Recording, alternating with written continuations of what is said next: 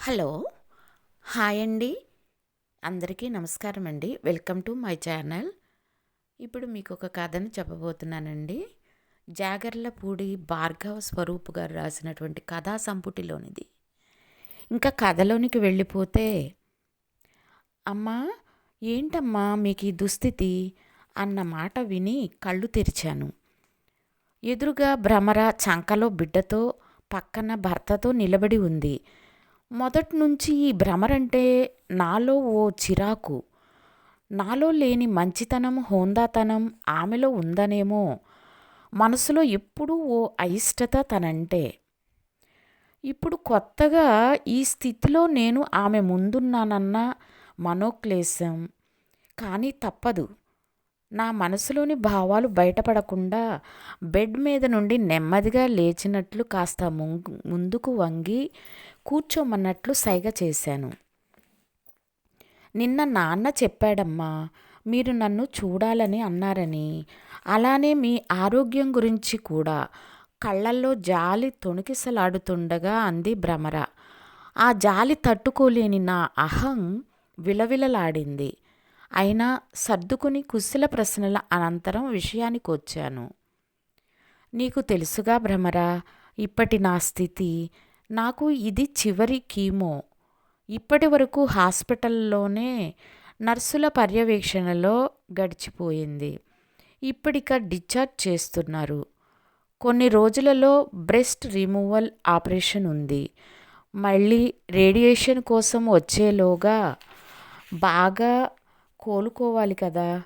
భవ్య అమెరికాలో ఉంటూ అన్ని ఖర్చులు తనే చూసుకుంటోంది. రుధిర్ మూవీ మేకింగ్కై పారిస్లో ఉంటున్నాడు. నువ్వు ఓ 3 నెలలు నాకు తోడుండగలవా అని అడిగి ఆమె ముఖం వైపు పరిశీలనగా చూశాను. ఆలోచిస్తున్నట్లు ఓ నిమిషం తల వంచుకొని నెమ్మదిగా తలెత్తి నన్ను చూసి ప్రశాంతంగా నవ్వింది ఎప్పటిలా. నిష్కల్మషానికి నిలువెత్తు రూపంలా ఉన్న తనను చూస్తుంటే కీమోథెరపీలో కెమికల్ డ్రగ్ ఇంజెక్ట్ చేసినప్పుడు కూడా కలగని మంట నా ఒళ్ళంతా సర్రున పాకింది. తనకు నేను చేసిన ద్రోహం గుర్తించినట్లు. ఏంటా నిర్మలత్వం? ఎందుకు ఈమెలో ఇంత దైవత్వం? తల్లికి క్యాన్సర్ అని తెలిసినా తన ఎంప్లాయీ కెరీర్, పిల్లల అకాడమిక్ ఇయర్ పాడవుతుందని రాలేనని బాధగానే చెప్పి తప్పించుకున్న నా కూతురు భవ్య సినిమాల పిచ్చిలో పడి తన వాటా ఆస్తి తనకి ఇమ్మని పోట్లాడి ఒక్క హిట్టు కొట్టకుండా ఆ ఆస్తి కరిగించి ఇంకా ఏదో సాధించాలని పెళ్ళి పెటాకులు లేకుండా డైరెక్షన్ అంటూ తల్లి అనారోగ్యాన్ని పట్టించుకొని బాధ్యతలు గుర్తెరగని తన కొడుకు రుధిర్ గురించి ఈ భ్రమరకు తెలిస్తే తనకెంత నామూషి. అయినా ఈ భ్రమర ముందు ఇటువంటి స్థితిలో నా పిల్లల నిరాదరణతో దీనంగా ఇలా నిలబడాల్సి వస్తుందని ఎప్పుడైనా ఊహించానా నేను? అసలు ఈ భ్రమర ఎవరు? కేవలం ఓ పేదింటి కుంటి పిల్ల. నా భర్త సవతి తల్లి కొడుకు సుందరం కూతురు. సుందరం తల్లి చనిపోయాక మా మామగారి తల్లి అతన్ని ఊరు తీసుకుపోయింది, తన ఒంటరి జీవితానికి తోడుగా. అక్కడ ఆ సుందరం చదువు సంధ్యలు లేకుండా ఊరిలోని తమ ఎకరం పొలం సాగు చేసుకుంటూ ఉండిపోయాడు.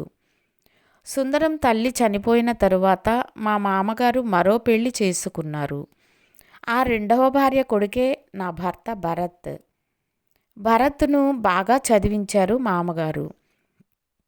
Bharat biology professor. నాతో పాటు అదే యూనివర్సిటీలో పని చేస్తుండగా అతని మంచితనం, నిండైన వ్యక్తిత్వానికి ఆకర్షింపబడి ప్రేమలో పడ్డాను నేను. మా స్టేటస్కు ఏమాత్రం సరితూగని ఆ సుందర కుటుంబం అంటే నాకు మొదట్నుంచి చిన్న చూపే. నా భర్తకు మాత్రం సవతి సోదరునిపై వల్లమాలిన ప్రేమ. తరచూ నానమ్మ ఇంటికి పోయి ఆ పేద సుందరంతో కలిసి పచ్చడి మెతుకులను పరమానందంగా తిని పరవశించేవాడు వీలైనప్పుడల్లా. ఓ రోజు ఊరిలోని ఎవరో బంధువుల ఇంట పెళ్ళికి భర్తతో పాటు వెళ్ళి ఆ పెళ్ళి చూశాక అదే ఊరిలోని ఆ సుందరం ఇంటికి వెళ్ళక తప్పలేదు. మా ఇద్దరు పిల్లలతో నాకు. అక్కడే చూసింది ఈ భ్రమరను. ఆ సుందరం పెద్ద కుమార్తె భ్రమర. నల్లగా, సన్నగా, సరైన ఆహారం లేక గిట్టబారిన శరీరంతో, కుడి మోకాలుపై కుడి చెయ్యి వేసి పోలియో వలన వచ్చిన ఎదగని ఎడమ కాలిని ఎగరేస్తూ కుంటుతూ ఇల్లంతా తిరుగుతూ వైనంగా అన్ని పనులు చకచకా చేసేస్తూ కనిపించింది భ్రమర. మా భ్రమర 10th జిల్లా ఫస్ట్ వచ్చిందంట. వాళ్ళ హెడ్ మాస్టర్ సారు పట్నం పంపించి మంచి చదువులు చదివించమంటున్నాడు. ఆ చదువులేందో నాకు తెలవదు. ఇంకా చాలే ఇంటి పనులు చేసుకోమంటున్నా అని చెప్పాడు సుందరం తన తమ్ముడితో. మా అన్నయ్యకు 6 సంతానం. పాపం ఈ పిల్ల అవిటిది. తెలివైనది కాబట్టి మనతో తీసుకుపోయి చదివిద్దాం. ఆమెకు వికలాంగుల రిజర్వేషన్తో ప్రభుత్వ ఉద్యోగం రావచ్చు. పాపం ఇటువంటి పిల్లకు మనం మంచి దారి చూపించిన వారం అవుతాం. వీణా ఏమంటావ్ అన్నాడు భరత్ నాతో చాటుగా ఎవరూ లేకుండా చూసి.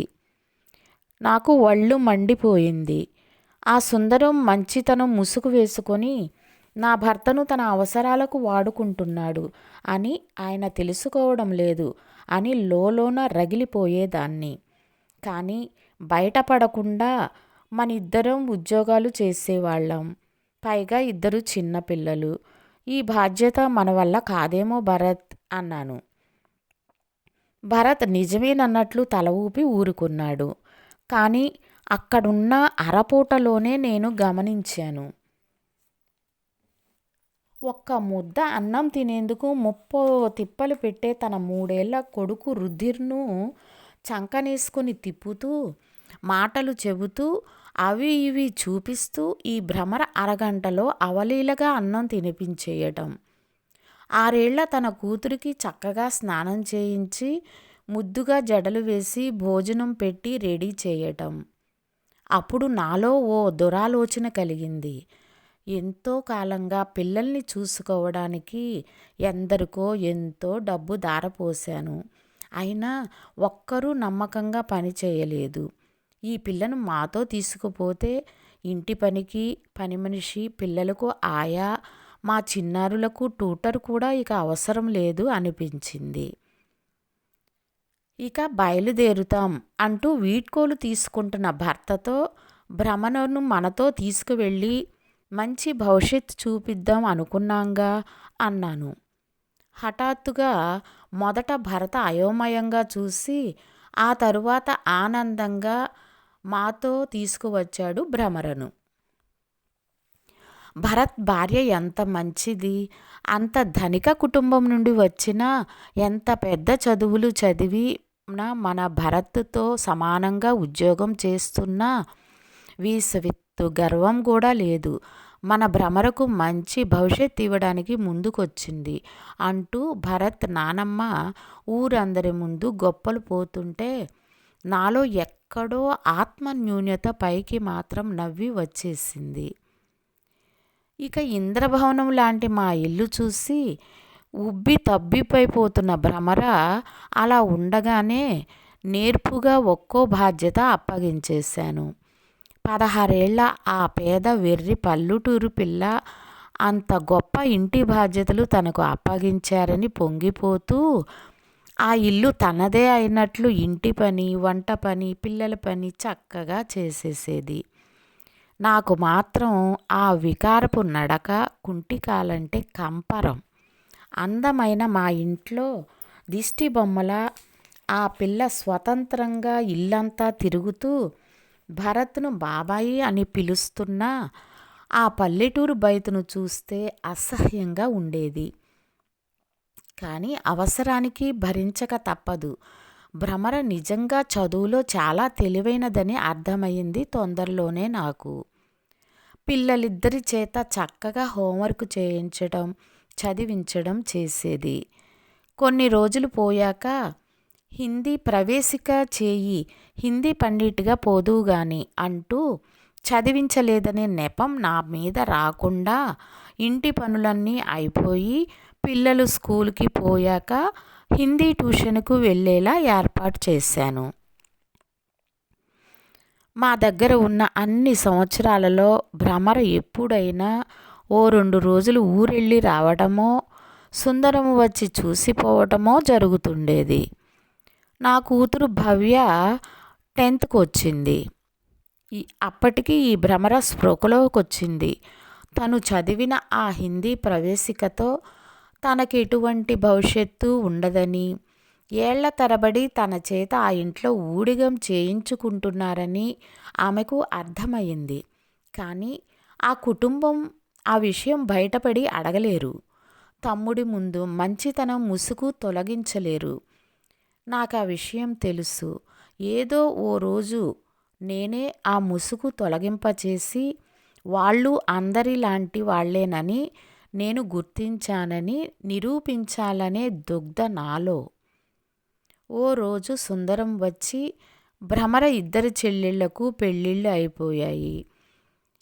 ఈమె ఏదైనా ఉద్యోగం తెచ్చుకుంటే వికలాంగురాలని ఎవరైనా పెళ్లి చేసుకుంటారనుకుంటే అది జరగలేదు. ఇక ఎంతకాలం మీ దగ్గర ఉంచటం, తీసుకుపోతాను అన్నాడు. నా పిల్లలు పెద్దవాళ్ళయ్యారు. వదిలించుకుందామని అనుకుంటున్న జంజాటమే అది. సరే అన్నాను. ఆ తర్వాత ఓ 6 ఏళ్లకు ఈ భ్రమర పెళ్ళి అంటూ పిలిచారు. ఇంతకాలం మనకు ఎంతో సాయం చేసింది కదా, ఆమె పెళ్ళికి ధన సహాయం చేద్దాం అన్నాడు భరత్. నేను తెలివిగా అలా బంధువులను పనివాళ్లను చేయొద్దని వారించాను. కానీ ఇష్టం లేకున్నా భరత్ నా కోసం పెళ్ళికి వెళ్ళక తప్పలేదు. అక్కడికి వెళ్ళాక ఆశ్చర్యం. 6 అడుగుల అందగాడు, సొంతది ప్రైవేటుగా డిగ్రీ కాలేజీ స్థాపించి నడుపుతున్న భువన్ పెళ్ళి కొడుకు అక్కడ. ఇంకా ఆశ్చర్యం ఏంటంటే ఈ 6 ఏళ్లలో ప్రైవేటుగా డిగ్రీ, అటు తర్వాత పీజీ చేసి భువన్ కాలేజీలోనే లెక్చరర్గా పనిచేస్తున్న ఈ కుంటి భ్రమరను అతను ప్రేమించి ఆదర్శ వివాహం చేసుకుంటున్నాడు అని తెలియటం. ఆ తర్వాత కొంతకాలానికి నా కూతురు భవ్య వివాహం, భర్తతో అమెరికా పయనం, నా భర్త భరత్ హఠాన్మరణం, అటుపై చదువు అబ్బని నా కొడుకు రుధిర్ నాతో గొడవపడి తన వాటా తీసుకుని సినిమా నిర్మాణం వైపు వెళ్ళి ఉండటం, నేను ఒంటరవటం, ఏ పాపమో నన్ను వెంటాడి ఇలా క్యాన్సర్ రూపంలో కమ్ముకోవటం, ఊహించని పరిణామాలు ఇవన్నీ నా జీవితంలో. ఈ స్థితిలో తాను తప్పక తిరిగి ఆ సుందరాన్ని అభ్యర్థించవలసి వచ్చింది. భ్రమరను నాకు సహాయం పంపించమని. ఆలోచనల నుండి బయటపడి ఇంకా సమాధానం ఇవ్వని భ్రమర వైపు చూశాను. చిన్న స్వరంతో భ్రమర తన భర్తతో ఏదో మంతనాలు చేస్తుంది. అతను ఏదో అభ్యంతరం చెబుతున్నట్లు కనిపిస్తున్నాడు. ఇప్పుడు ఆమెకు మంచి అవకాశం. తనకు నేను చేసిన ద్రోహం గురించి నిలదీయవచ్చు. ఉత్కంఠగా ఆమె సమాధానం కోసం చూస్తూ ఉన్నాను నేను. చివరికి సరే అమ్మా, వస్తాను. నిజానికి ఇది అకాడమిక్ ఇయర్ ఎండింగ్, మా కాలేజీలో చాలా పనులుంటాయి, కానీ వస్తాను చిరునవ్వుతో అంది.